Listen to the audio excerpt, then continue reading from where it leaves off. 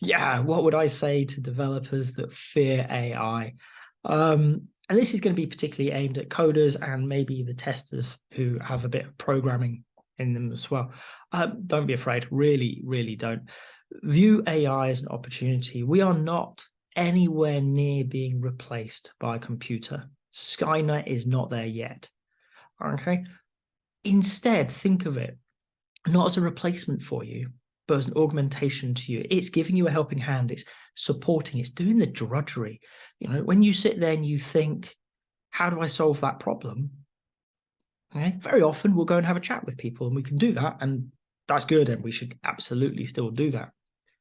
But how about having a virtual friend who's already there in your computer before you go and bother the other devs?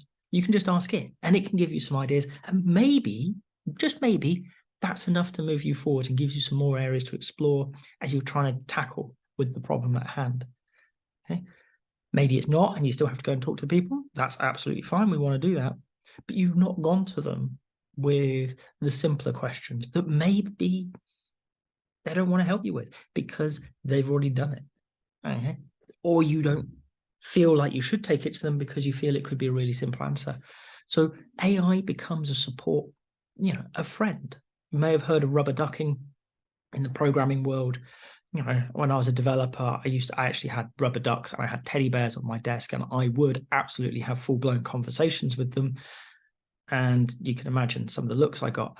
But rubber ducking is this idea of just talking to an inanimate object. You talk through the problem so you don't have to disturb somebody else and talk through the problem, because you know that in talking through that problem, you're going to have the idea that moves you forwards.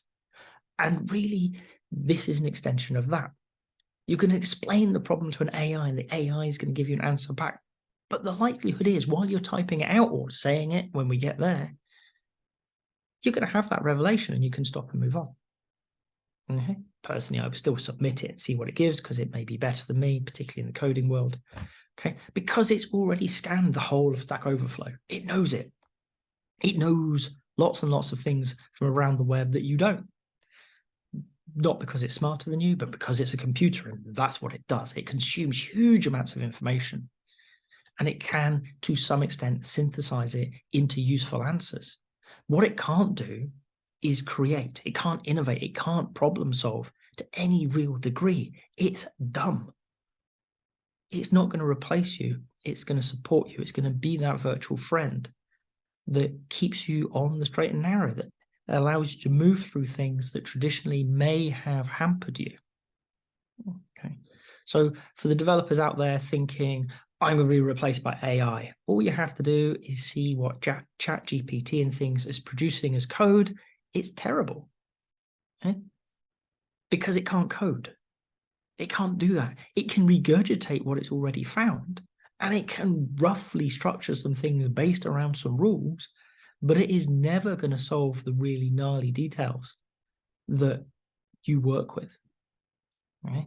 So instead of worrying about it, think, imagine what I could do with my time if I didn't have to flesh out the basics of the class structure that I'm working on.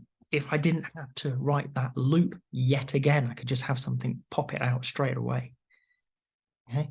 What could we do with that time? How much further could we progress through the problems? How much better could we make our products?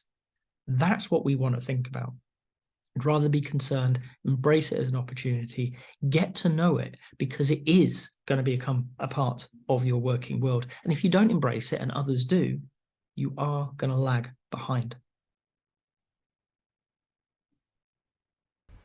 If you've got to this point in the video, I hope you've enjoyed it. If so, a like would be appreciated. If you want to hear more from me, more answers to questions that maybe you've got in the Agile world, please subscribe to the channel.